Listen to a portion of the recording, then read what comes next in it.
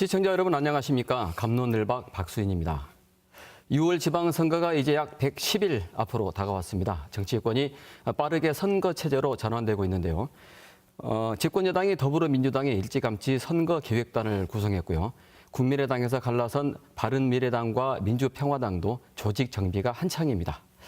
오늘 갑론을박에서는 호남에서 각축전을 벌일 것으로 예상되는 더불어민주당과 바른미래당, 민주평화당 세 분 광주시당 위원장님들 모시고 6월 지방선거 준비 상황 들어보고요. 또 어떤 전략과 목표로 지방선거 전에 임하실 계획인지 말씀 나눠보도록 하겠습니다. 오늘 토론 함께 하실 분들 소개해드리겠습니다. 먼저 더불어민주당 이형석 광주시당 위원장 자리 함께 하십니다. 네, 반갑습니다. 네, 안녕하십니까. 예, 이형석입니다. 바른미래당 권은희 광주시당 위원장님 자리 함께 하십니다. 안녕하십니까. 네, 안녕하십니까. 다음 민주평화당 최경환 광주시당 위원장님 자리 함께 하십니다. 최경환 의원입니다. 네, 어서 오십시오. 자, 6.13 지방선거까지 이제 110일, 짧다면 짧고 또 길다면 긴 시간인데요. 먼저 각 당 어떻게 선거 준비하고 계신지 이야기 들어보죠. 이형석 위원장님. 네, 방금 말씀하신 대로 이제 저희 더불어민주당이 제일 먼저 지방선거 기획단을 발족을 했습니다. 저희들은 당헌 당규에 나와 있는 대로 지난 2015년 혁신안에 의해서 진즉 선거 D-6개월 전에 네. 기존의 구청장 시구원들 즉 선출직 공직자에 대한 평가는 마쳤고요.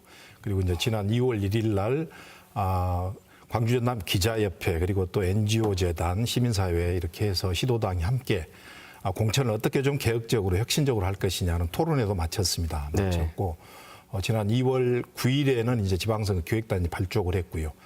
그리고 3월 2일 날 이제 구청장 시구원들도 예비후보 등록이 들어가거든요. 예비후보. 그래서 그 등록을 검증하는 검증위원회를 지난 19일 날 네. 발족을 했습니다. 그리고 다음 주면 이제 저희들이 선거일 D-100일까지는 공직 후보자 추천관리위원회를 구성하도록 되어 있습니다. 그래서 네. 지금 그 구성 작업에 박차를 가하고 있습니다. 네.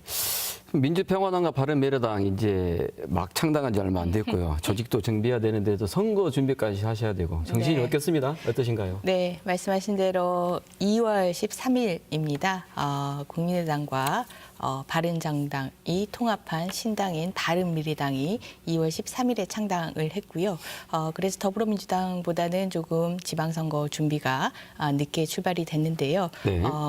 이제 이번 주말 정도면은 선거기획단이 꾸려질 것으로 이렇게 계획이 되어 있고, 그리고 저희 이제 광주시당과 전남도당 그리고 전북도당이 어제 만나서 광주시와 전남북이 먼저 지방선거와 관련해서 당 조직을 정비하고 네. 그리고 이번 선거에 임하면서 정말 좋은 인재들을 우리가 기회의 장으로 제공해 드리는 그런 지방선거를 하자. 그리고 호남 경제와 관련된 부분을 우리 지역민들에게 우리가 충분히 알려드리자라는 그런 선거와 관련된 회의를 했습니다. 네. 최경환 위원장님도 마찬가지죠. 지금 많이 바쁘시죠. 정신이 없으시겠어요. 네, 몸과 마음이 많이 급하고 바쁩니다. 네. 저희들은 이제 2월 6일 날 창당을 했으니까 딱 20일이 오늘 20일째 되는데요. 네. 한 달이 안 됐습니다. 6.13 지방선거를 위해서 우리 황주영 의원을 선거기획단장으로 이렇게 선임을 해서 네. 다음 주 3월 5일에는 이제 선대위를 구성합니다. 그래서 우리 일정들 또 여러 조직들을 만들어 나가고 저희들은 실제 당직자도 없는 상태입니다. 당직자를 새로 구성하고 이를 공천 규정을 만들고 네. 또 그 지역의 많은 인재들을 좀 차출해서 후보로 내세우는 일 차질 없이 해나갈 거라고 생각하고요. 저번에 국민의당에 있을 때보다는 지금 상황이 더 좋다고 생각합니다. 여론도 꿈틀거리고 네. 해볼 수 있다는 그 자신감이 있습니다. 네, 알겠습니다. 지금 이제 갈 길이 바쁘신데요. 민주당 요즘 보도되는 거 보면은 광주시장, 전남지사 전략 공천설 솔솔 나오고 있거든요. 네, 네. 뭐 당에서 공식 부인하기는 했는데 그만큼 과열됐다는 뭐 뜻이기도 할 거고요. 어떻습니까? 아무래도 이제 더불어민주당 지지율이 높다 보니까 네. 시장 후보가 벌써 7분이 치열한 경선 경쟁을 지금 벌이고 있습니다. 그래서 얼마 전에 며칠 전에 이제 뭐 전략공천설이 나왔습니다만 바로 더불어민주당 김현 대변인이 이제 오보다 이렇게 이야기를 했고요. 저도 중앙당에 이제 그런 내용을 알아봤습니다. 네. 명백히 오보는 맞습니다. 맞고 특히 우리 광주 시민들은 전략공천에 대해서 많은 트라우마가 있거든요. 그래서 네. 중앙당이 잘 알고 있습니다. 네. 그래서 아마 전략공천을 하더라도 서부벨트가 아닌 영남권, 동부벨트 쪽의 전략공천은 아마 중앙당에서도 고민하고 있을 것이다. 그렇게 생각을 합니다. 네. 광주 전남은 아니라고 생각. 진짜 없는 거죠? 전략공천? 그렇게 가야죠. 시민들의 의견에 맡겨야죠, 당연히. 알겠습니다. 그 권은희 위원장님께서는 얼마 전에 뭐 언론 인터뷰 기사를 네. 보니까 이번 지방선거에서 전석 석권이 목표다 이렇게 말씀하셨어요. 네, 그 말씀은 선거의 결과는 우리 유권자들의 판단이고 우리 유권자들의 판단에 대해서는 전적으로 겸허하게 수용하는 그런 자세를 가져야 되고요. 네. 저희들이 선거에 임하면서 우리 유권자들이 기꺼운 마음으로 즐거운 마음으로 선택할 수 있는 그런 경쟁력 후보를 모든 선거구에 내놓겠다라는 그런 각오의 말씀을 드리는 겁니다. 네. 민주평화당 입장에서는 국회에서는 이제 세 당 중에 의석수가 제일 적지만 광주 전남에서는 여당입니다. 가장 의석수가 많죠. 네, 그렇습니다. 저희들도 그거 하나 장점이라고 보고요. 현역 국회의원들의 조직력과 또 이런 힘이 또 있다고 생각합니다. 그런 점에서 이제 시간이 많지는 않지만 주민과의 접촉면이 강한 현장 능력이 강한 지방선거답게 지방의 인재를 찾는 게 중요하다고 생각합니다. 그런 점에서 저희들이 좋은 후보를 내서 경쟁을 하면 충분히 가능성이 있고 특히 그 중앙정치와 지방정치의 유기적인 관계를 통해서 예산과 정책에서 그 광주 호남의 발전 이런 부분에서 설득력 있는 정책과 이런 안을 만들어서 저희들이 주민들에게 시민들에게 제시를 하려고 합니다. 네. 네. 지금까지 지방선거에서는 뭐 광주 전남에서는 민주당 공천장이 곧 당선증이다. 이번에는 이제 상황이 많이 달라졌어요. 민주당 홀로 이제 치르는 선거가 아닙니다. 두 신생 이제 야당이 있고요. 올해 선거전 어떻게 예상하십니까? 아무래도 뭐 더불어민주당이 지금 여론으로는 앞서고 있습니다. 특히 며칠 전에 갤럽이 발표한 여론조사를 보면 더불어민주당은 전국적으로 48% 그리고 바른미래당이 8% 그리고 죄송합니다만 우리 민주평화당은 1% 지금 여론조사 갤럽 여론조사가 나타나고 있거든요. 지지율이. 호남에서는 저희 더불어민주당이 65% 정도 그리고 바른미래당과 민주평화당이 각각 5% 정도 이렇게 나타나고 있어서 앞으로 더불어민주당의 유리한 국면에 그런 지방선거가 이루어질 것이라는 생각을 갖고 있습니다만 저희들이 늘 선거 때 오만하거나 자만하면 안 되거든요. 그래서 네. 늘 겸손한 마음으로 그리고 특히 시민들이 원하는 그리고 또 우리 광주 전남 지역의 성장 그리고 미래를 담보할 수 있는 그런 참신하고 능력 있는 후보를 만들어내는데 초점을 맞춰서 최선을 다할 계획입니다. 특히 이번 지방선거에서 당선될 부청장 그리고 또 시구원 시장님들이 우리 문재인 정부와 오롯이 임기를 같이 하게 돼 있습니다. 2022년 임기를 같이 하기 때문에 그런 맥락에서 문재인 정부의 국정 운영을 뒷받침하고 그리고 또 우리 지역 발전을 견인할 수 있는 더불어민주당이 아무래도 지역민들의 지지를 받을 것이다 하는 예상은 하고 있습니다. 네. 결국 이제 세 분 다 인물 이야기를 하셨어요. 인물. 결국 네. 이제 지방선거 결국 인물 싸움 아니겠습니까? 네, 근데 맞습니다. 민주당 보면은 이제 조금 전에 과열 이야기 좀 했는데 네. 그렇게 많은 인물들이 이제 각주전을 벌써 벌이고 있는데 네. 상대적으로 이제 나머지 두 당은 좀 인물난이 있는 게 아니냐 또 이런 보도도 있고요. 그런 이렇게 보는 시각들이 있습니다. 어떠신가요? 지금 더불어민주당이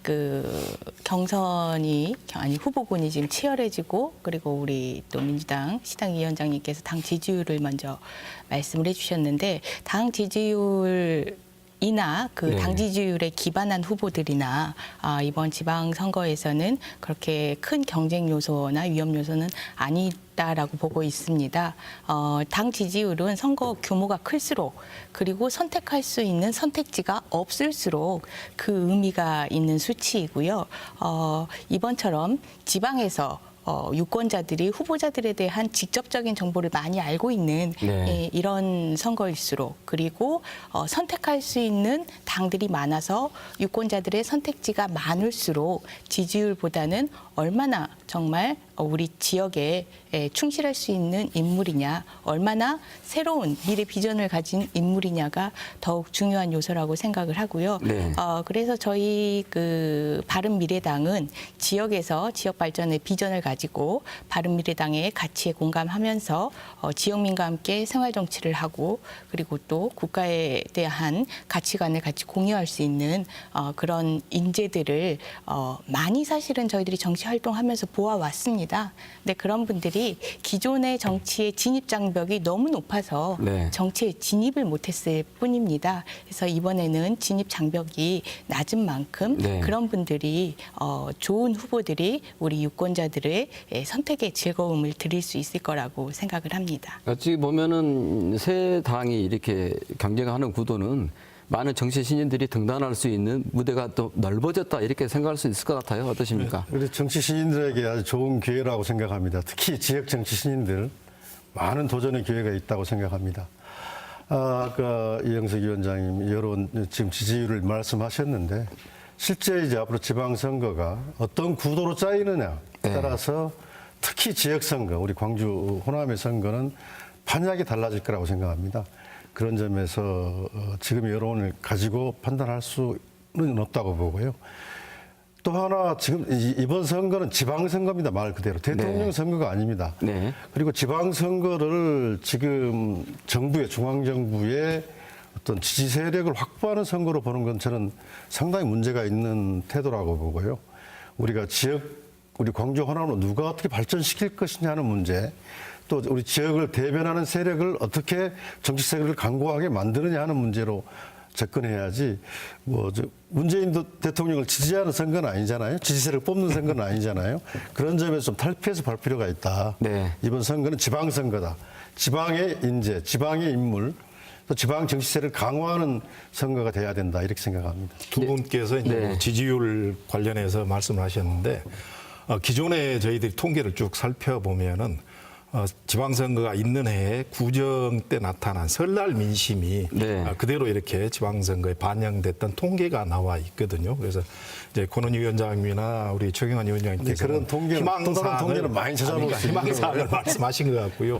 아무래도 문재인 정부와 궤를 같이 하는 그런 시장, 구청장, 같은 정당 소속의 시장, 구청장이 지방의 발전을 견인할 수 있다는 부분에 대해서는 아마 시도민들이 다 저는 인정할 것이라고 그렇게 봅니다. 뭐 집권 여당의 입장이라고 충분히 이해가 되고요. 다만 우리 지역민들은 그보다 한 단계 더 나아가서 정말 높은 정치 의식과 지방 그 자치에 대한 인식을 가지고 있다라는 점도 아울러서 생각해 주셨으면 좋겠고, 저는 이제 오늘 네. 이 세 당의 시당위원장들이 모였으니까 제안하고 싶은 게 공통적으로 이번 지방선거가 정말 정치 신인들에게 우리 지역의 인재로서 이제 커나갈 네. 미래의 인재들에게는 좋은 기회가 될 수 있는 장입니다. 이런 기회의 장에 정치 신인들이 상처받지 않고 잘 커나갈 수 있도록 선거에 임하면서 서로의 당에 대해서 차이점을 가지고 비난하거나 물어뜯는 이런 모습이 아니라 서로의 다른 점에 대해서 설명하고 이 다른 점이 어떻게 장점으로 기능할 수 있는지, 그리고 어떻게 이 부족한 점은 보완해낼지, 이런 부분들을 설명해 감으로써 정말 세 당이 힘을 합쳐서 네. 이번 지방선거에서 우리 지역 인재를 잘 키워내자라는 그런 인식을 가지고 접근했으면 좋겠습니다. 이런 제안에 대해서 뭐 다 좋은 동의하시죠? 말씀이시고요. 예, 네. 또 앞으로 선거 과정에서 그렇게 갈 것 같아요. 앞으로는 각 당의 강점 그리고 장점 그리고 또 정책 이런 부분으로 그리고 또 특히 방금 말씀하셨다시피 지역에 아주 숨어 있는 젊은 참신한 인재들을 발굴해내는데 네. 저희 당에서도 좀 굉장한 노력을 하고 있거든요. 그래서 아마 각 정당들이 그런 노력들을 하고 또 선거 때 그런 분위기를 만들어 간다면 좋은 또 축제장이 될 수 있는 그런 지방선거가 될 수 있을 것이다. 또 확신합니다. 네. 어차피 이제 어떤 인물들이 각 당의 이제 주자로 링에 오르느냐 시청자들 굉장히 이제 궁금해하고 있습니다. 이제 민주당은 이제 많이 노출이 돼 있고 시청자들도 이제 이 사람 어떤 사람 이렇게 이제 알아가는 과정인데 네. 아직 두 당에서는 이제 링에 오르는 선수들이 아직 없어요. 언제쯤이면 우리가 그분들을 출마 수 선언을 하신 있을까요? 분이 지금 안 계세요. 저희 당은 굉장히 많으신데. 하나의 전략이라고 생각하십시오. 네, 전략이자 네. 아무래도 이제 그 지역민들에게는 익숙하지만은 네. 정치에서는 전혀 생소한 인물들이기 때문에 그 이제 본격적인 이 선거에 나서기까지는 네. 준비 시간이나 준비 상황이 좀 필요한 것 같습니다. 네. 저희 당 경우는 이제 구청장, 네. 광주시로 이야기하면 구청장, 또 시의원, 구의원분들은 상당히 경쟁 구도가 만들어질 정도로 사람 인물들은 있습니다. 아, 그렇습니까? 있는데 네. 다만 저희들이 이제 고민하는 게 광주시장이나 전남지사 문제거든요. 네. 그래서 지금 당장 교섭단체 문제가 해결이 안 돼서 교섭단체를 만들어야 된다는 요구와 네. 또 그런 경쟁력이 있는 인물들을 현직 국회의원이나 이런 분들을 출마해야 된다는 요구가 상충돼 가지고 우리 바른미래당이 빨리 교섭단체 문제를 해결해 주시면 그 문제도 해결될 것 같은데 그런 갈등들이 있는데 조만간 좀 조정을 해볼 생각입니다. 네. 네. 일단 뭐 민주당은 말할 것도 없고요. 지금 이제 민주평화당과 바른미래당 두 당도 이번 지방선거가 중요한 이유가 어차피 민주평화당은 이제 호남의 어떤 그런 지지 기반을 계속 유지해 나가야 되는 그게 관건일 것 같고요. 바른미래당에서는 호남에서 의미 있는 성과를 거두지 못할 경우에 네. 이제 무슨 이제 전국 정당은 되겠습니다만 호남과 결별하는 또 이런 위기가 오지 않겠느냐 네. 그렇게 보는 시각도 있거든요. 네, 저희 바른미래당은 전국적인 고른 지지가 목표입니다. 지난 대선에서 안철수 대선 후보가 전국에서 고르게 득표하는 그런 현상들을 보였는데요. 그런 그 현상들이 보수 우파의 그 집권을 당선을 막는 그런 큰 역할을 했습니다. 이런 전국적으로 고른 지지를 얻는 정당이 정치 세력에서나 그리고 국민들에게 다가가는 모습에서나 큰 영향력과 힘을 가질 수 있기 때문에 저희들은 전국적인 고른 지지, 호남을 비롯한 뿐만 아니라 전국적인 고른 지지를 목표로 하고 있습니다. 지금 이제 문재인 정부에 대한 호남에서 지지가 굉장히 다른 지역보다 강하지 않습니까? 네. 근데 바른미래당이 이제 문재인 정부와 약간 대립각을 세우는 그런 색채를 보이는 게 지방선거 호남권에서는 좀 불리하지 않겠는가 이렇게 보는 시각도 있습니다. 네, 호남에서의 그 높은 지지가 적폐청산이라는 부분들이 우리 광주 호남 그 지역민들의 정말 오래된 정말 풀어야 할 숙제로 생각했던 부분에 대해서 이 현 정부가 이 적폐청산의 구조를 가지고 가고 있기 때문인데 사실 냉철히 엄밀히 얘기하면은 적폐청산은 사법 시스템에 의해서 작동을 하는 겁니다. 검찰과 지금 현재 법원에 의해서 적폐청산 구조가 이루어지고 있고요. 그리고 이제 3월에는 박근혜에 대한 1심 선고가 있을 예정이고요. 그리고 3월에는 MB가 포토라인에 서는 그런 모습도 보시게 될 겁니다. 네. 이런 적폐청산의 그런 모습들을 하나하나씩 보게 된다면 적폐청산과 함께 그렇다면 우리의 미래는 우리가 어떻게 대한민국의 또한 중심 세력으로 나아갈 수 있을 것인가를 이제 고민하는 시기가 오실 거라고 생각을 합니다. 네. 네. 네. 권은희 의원께서 바른미래당이 전국 정당, 저희 민주평화당도 물론 그 전국 정당의 목표를 포기하지는 않습니다. 그러나 이번 지방선거는 철저하게 광주와 호남에서의 승부, 그런 전략적 구도를 이것을 솔직히 이야기하고 있습니다. 네. 특히 저희들이 창당한 게 바른미래당의 어떤 그 탈호남 그리고 보수 우경화 이런 부분의 정체성 차이로 나온 거거든요. 네. 특히 저는 섬진강 어디 구례 어디 합천 해인사 합천 그 구례 화계장터에서 만날 줄 알았는데 합천 어디까지 가버렸어요. 제가 볼 때 두 당이 합당을 네. 하면서 그래서 참 걱정을 하는데 그런 점에서 저희들은 호남과 광주에서 민주당, 더불어민주당과 민주평화당의 1대1 양강구도를 만들어서 승부를 내는 이런 전략을 저희들은 가지고 있다. 거기에서 충분히 자신 있게 좀 도전해 보겠다 이렇게 생각하고 있습니다. 어쨌든 이제 네. 두 분의 뭐 정당을 같이 하시다가 얼마 전에 지금 다시 또 이렇게 분당을 하셨는데 저는 조금 염려스럽고 우려하는 부분이 불과 몇 개월 전에 대통령 선거 때 이제 안철수 당시에 후보를 대통령 후보로 만드시겠다 이렇게 뭐 양당이 그렇게 하셨던 분들인데 이제 시간이 얼마 지나지 않아서 안철수 그분에 대해서 이제 뭐 초딩 정치를 하고 있다, 전두환보다 독재를 하고 있다 이렇게 하면서 또 분당이 됐고 그리고 다시 또 호남, 광주, 전남의 지지를 호소하시고 또 전국 정당을 하시겠다 이렇게 말씀하시는 게 조금 답답한 면들이 아마 시도민들이 느끼실 것 같습니다. 저희 더불어민주당은 2016년 총선에서 아쉽게 좀 패배를 했습니다만 지난 대선 때 광주 전남에서 압도적으로 시도민들께 지지를 해주셔서 문재인 정부를 탄생시켰고요. 그리고 또 지역의 발전을 담보할 수 있는 여러 가지 대통령의 공약들을 지금 착실히 이행을 해 나가고 있습니다. 그래서 그런 측면에서 지금 이번 지방선거가 굉장히 중요하고요. 또 한 가지는 얼마 전에 5.18 이제 진상규명 특별법이 제정이 됐습니다만 이런 부분에 대해서 지난 문재인 대통령께서 5.18 37주년 때 광주 정신이 문재인 정부와 동일선상에 있다 이렇게 말씀하셨던 그런 광주의 명예, 자존심을 회복하는 또 지방선거가 될 것이다 하는 측면에서 아마 광주 시도민들께서는 이번에 더불어민주당을 전폭적으로 지지해 주실 것으로 그렇게 믿고 있습니다. 저는 그 더불어민주당이나 민주평화당이 이 광주와 호남을 사랑하고 있음에 믿어 의심치 않습니다. 다만 더불어민주당과 민주평화당과 바른미래당은 서로 다른 방식으로 광주와 호남을 사랑하고 있는데요. 더불어민주당은 집권과 관련한 정치적인 어떤 과거에는 표를 가져간다라는 방식이었죠. 그 표에 의해서 일정 부분을 되돌려주는 그런 방식이었다면 민주평화당은 호남의 광주의 과거의 자산을 문을 걸어 잠그고 지켜내는 방식으로 호남을 사랑했다라고 생각을 합니다.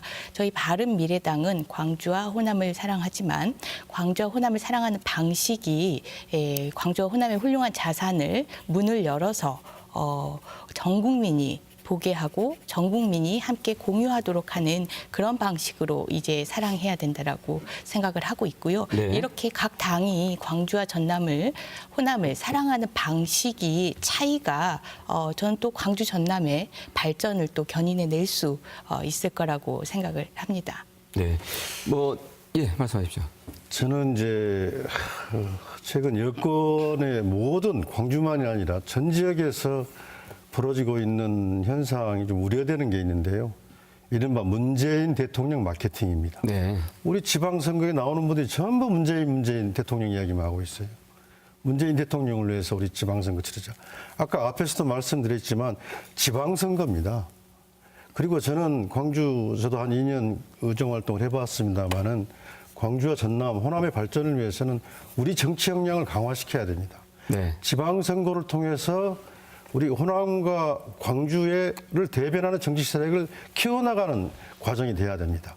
중앙정치에 누구를 어떤 정당을 지지하는 것이 아니라 우리의 지역과 이 지역 정치 세력을 키워나가는 과정이 돼야 된다는 점에서 저는 민주평화당이 우리 광주와 호남을 대변하고 권익을 대변하고 호남의 가치와 정신을 이어가는 정당으로서 역할을 하겠다는 것이고요. 아까 5.18 특별법을 이야기했는데 여기 계신 권은 의원님이나 저도 대표 발의했습니다. 네. 그래서 이런 분들이 있었기 때문에 5.18 특별법 된 겁니다. 청와대가 있었기 때문에 된 게 아니고 우리 의원들이 우리 지역 정치를 크게 키웠기 때문에 그 5.18 특별법도 이렇게 정리된 것이라고 생각합니다. 그런 점에서 이번 지방선거도 그런 관점에서 바라보자. 또 그런 관점에서 우리 유권자들께서 선택해달라 이런 말씀을 특별히 드리고 싶습니다. 저도 공감하는데요. 5.18 진상 네. 규명에 대한 이제 진상규명 특별법 제정이 청와대에 의해서 된 것이 아니다. 이런 말씀은 저는 좀 어폐가 있다고 생각을 합니다. 어쨌든 문재인 대통령께서 강력한 의지를 가지고 계셨고, 특히 더불어민주당, 물론 뭐 이제 민주평화당이나 또는 바른미래당에서 일부 의원님들이 같이 동조를 하시고 또 협조를 해 주셨기 때문에 가능한 일이었습니다만, 더불어민주당이 주도적인 또 역할을 해왔던 게 사실이거든요. 그리고 방금 최경환 의원께서 문재인 마케팅 이렇게 말씀을 하셨는데, 네. 실제로 저희들이 경험을 이렇게 돌이켜 보면 노무현 정부 때 저희들이 서남해안 벨트 이제 개발 계획을 수립했던 기억이 있습니다. 그때 중앙정부에서는 S 프로젝트라는 것을 진행을 했었고요. 특히 박준영 전남지사께서는 J 프로젝트라는 걸 진행을 하셨는데, S 프로젝트나 J 프로젝트가 그렇게 크게 차이가 있는 그런 사업이 아니었었어요.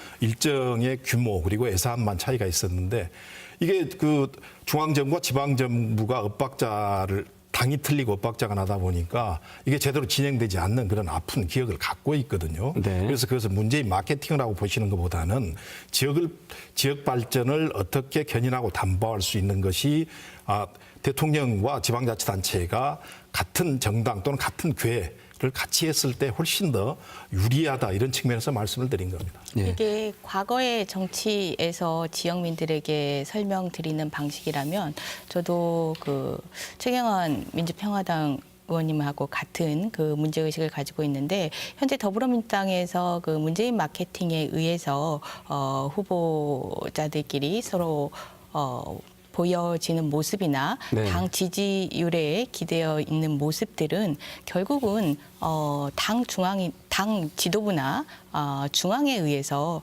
저희들 지방 선거가 영향을 크게 받는 그런 모습이고요. 그런 모습으로는 우리 지역 인재를, 지역 발전에 명확한 비전을 가지고 지역 발전에 대해서 정확한 소신을 가진 그런 지역 인재를 키워내는 구조가 아니라 그냥 품어내는 구조입니다. 단기간 품어서 내는 그런 구조이고, 이런 품어내는 구조로는 광주 전남의 인재들을 대성시킬 수 없는 구조입니다. 이제 정말로 지방선거에서 키워내는 그런 구조로 접근을 해야 할 것 같습니다. 네, 알겠습니다.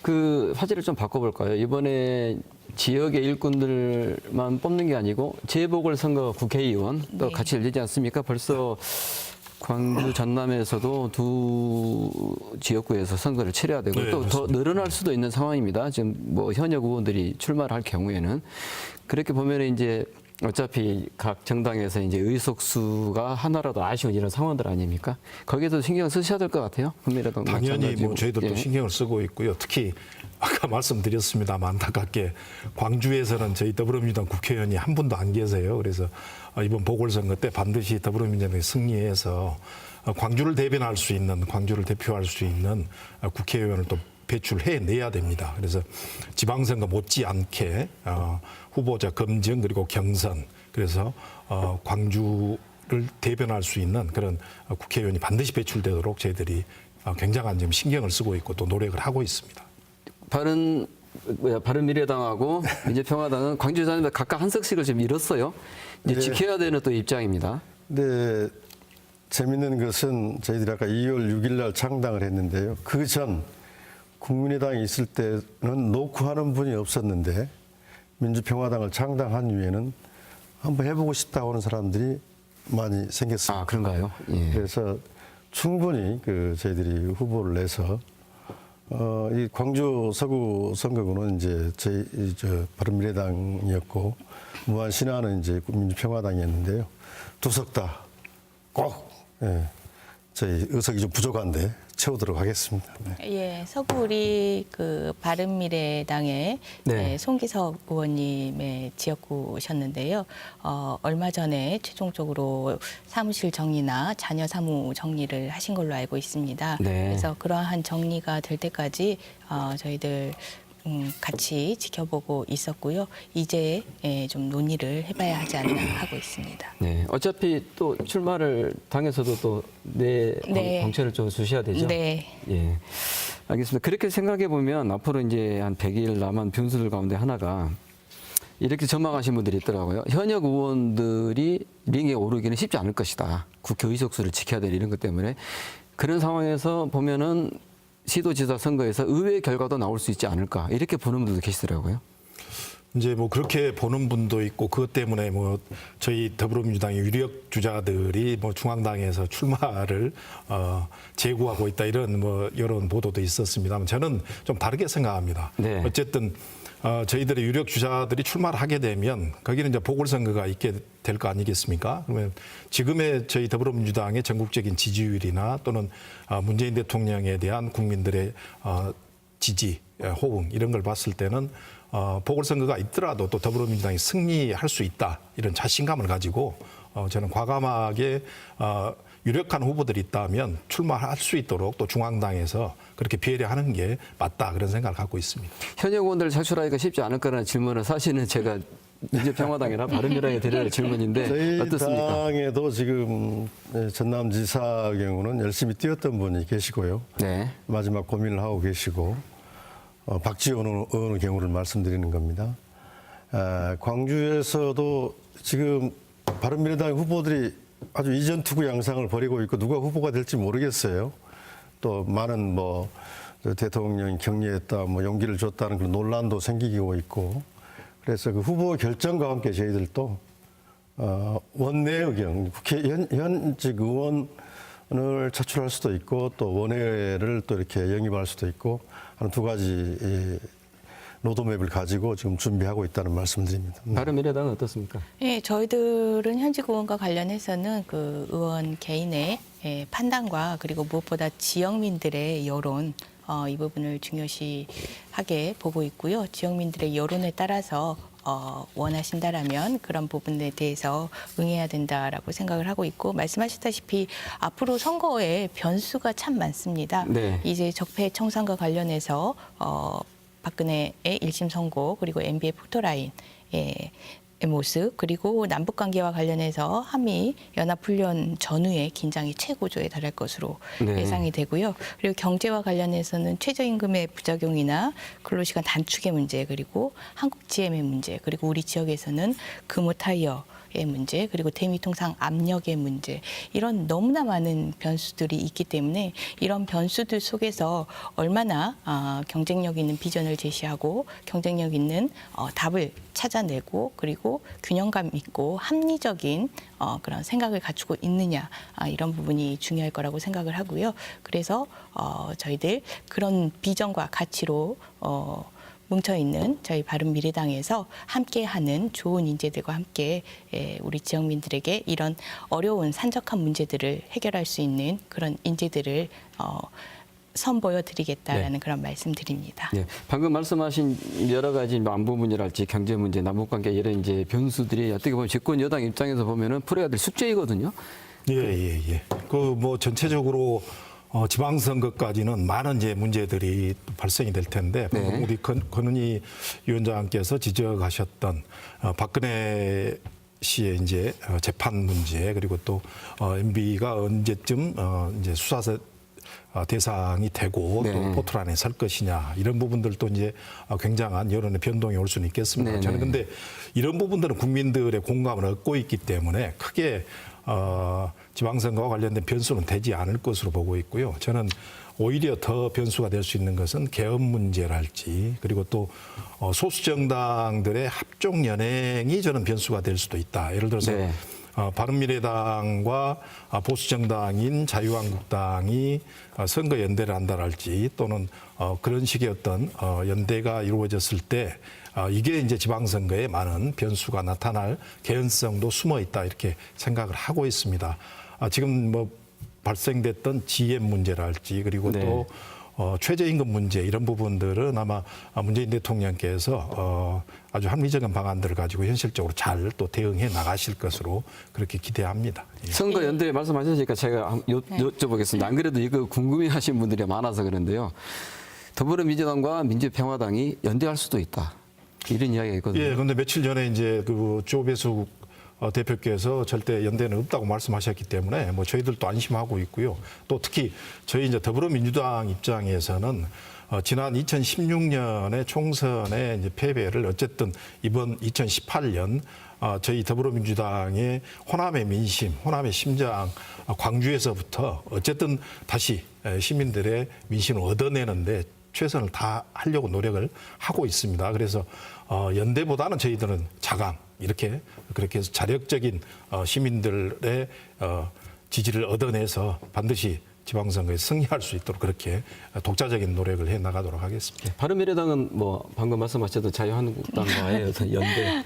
더불어민주당에서 선거연대를 지방선거의 변수로 꼽는 것이 본인들 당에 유리한 선거 구도를 만들기 위해서 꼭 말씀을 하고 계시는데 분명히 약속드리고 말씀드립니다만 자유한국당은 청산의 대상이지 연대의 대상이 아닙니다. 네. 그리고 0.001%의 연대의 가능성도 그리고 연대를 준비하는 가능성도 전혀 없음을 말씀을 드리고요. 분명히 저희들 바른미래당의 힘으로 청산을 시킬 것임을 말씀드립니다. 민주평화당도 연대 없는 거죠? 저희들 입장은 그렇습니다. 먼저 호남에서는 광주 호남에서는 그 앞에서 말씀드린 것처럼 전체적인 구도도 그렇고 철저하게 더불어민주당과의 경쟁 구도를 만들어낼 것입니다. 네. 근데 수도권의 경우에는 좀 미묘하게 흐르는 것 같아요. 지금 전체 흐름들이 자유한국당, 홍준표당과 바른미래당의 연대설이 솔솔 나오고 있습니다. 안철수 서울시장 후보와 관련된 연대설이 솔솔 나오고 있는데 전혀 그게 근거 없는 이야기만 아닌 것 같다는 느낌이 들어요. 그렇다면은 저희들이 이제 개혁과 진보 정책들을 추진하는 데 있어서 어떤 새로운 상황이 정책 상황이 발생할 수 있다고 생각해서 수도권 부분은 좀 연대 부분도 고려해야 되지 않겠느냐. 더불어민주당과 이런 부분도 내부에서 좀 검토되고 있다는 말씀드립니다. 아직까지 뭐 시간이 많이 남아 있으니까요. 여러 가능성들은 열려 있다고 보입니다. 선거연대에 대해서 잠깐만 한 말씀을 지금 드리면은 짧게 해주시고. 그 바른미래당과 자유한국당의 연대가 근거가 없지는 않은 것 같은 느낌이 든다라고 하셨는데 그 근거는 아마 더불어민주당과 민주평화당의 자가발전 근거일 겁니다. 연대와 관련해서 당사자는 청산의 대상임을 분명히 명백히 국민들께 약속을 드리고 있는데 계속해서 선거 구도에 유리하게 이용할 목적으로 선거 연대에 대한 이야기를 자가발전을 계속 시키는 것에 대해서는 아주 유감스럽고 그런 자세들이 이번 지방선거에 있어서 정말 정치 신인들을 키워내는데 좋지 않는 그런 영향을 미친다라는 점도 같이 염두에 두셨으면 합니다. 알겠습니다. 오늘 토론 이제 마칠 시간 다 됐습니다. 시간이 많이 남지 않아서요. 짧게 이번 선거에 임하는 각오, 필살기 한 30초씩 짧게 강조해 주시고 마무리하겠습니다. 최경환 의원님 먼저 하시겠습니까? 저희들은 신생 정당으로서 몇 가지 목표가 있습니다. 정말 철저히 광주와 호남의 권익을 대변하는 정당, 또 광주 정신, 호남 정신을 지켜나가는 정당, 이렇게 승부를 내려고 합니다. 이번 그 지방선거에 있어서도 그런 정치 세력을 키우는, 그리고 호남을 대표할 수 있는 정치 세력을 키우는 그런 유권자들, 시민들의 선택, 민주평화당에게 많은 지지를 해주실 것을 당부드립니다. 예, 권은희 의원님. 예. 네. 통합과 개혁의 가치를 가진 우리 바른미래당이 이번 지방선거에서 정치 진입의 장벽을 없앴습니다. 지역에서 발전적인 비전을 가지고 열심히 활동하신 좋은 인재들을 저희 바른미래당이 손을 잡고 함께 키워서 그 지역 인재가 또 우리 지역을 지역 발전에 기여할 수 있도록 하는 원동력이 될 수 있도록 하겠습니다. 네. 이영석 위원장님. 예, 평창 올림픽이 이제 성공적으로 끝났습니다. 특히 이번 평창 올림픽에서 그동안에 경색됐던 남북 관계가 화해의 무드로 갈 수 있는 또 새로운 진일보된 그런 올림픽을 치러냈습니다. 저희 더불어민주당은 문재인 대통령과 함께 우리 지역의 발전을 담보할 수 있고, 그리고 또 더 나아가서는 5.18 정신을 헌법 전문에 게재해서 광주의 자존심과 명예를 회복할 수 있는 그런 6월 지방선거가 되도록 철저하게 준비해서 참신하고 능력 있는 후보들을 배출해서 시민들의 눈높이에 맞는 그런 후보를 반드시 만들어내도록 노력을 하겠습니다. 고맙습니다. 네, 세 분 말씀 감사합니다. 세 분 시당 위원장님들 모두 인물 이야기 강조하셨습니다. 지방선거, 지역의 인물, 지역의 일꾼을 뽑는 선거죠. 앞으로 100일 조금 더 남았습니다. 각 정당이 어떤 인물 내세우고 또 어떤 공약과 실천 방안 내세우는지 꼼꼼히 지켜봐야겠습니다. 오늘 순서 여기까지입니다. 여러분 감사합니다.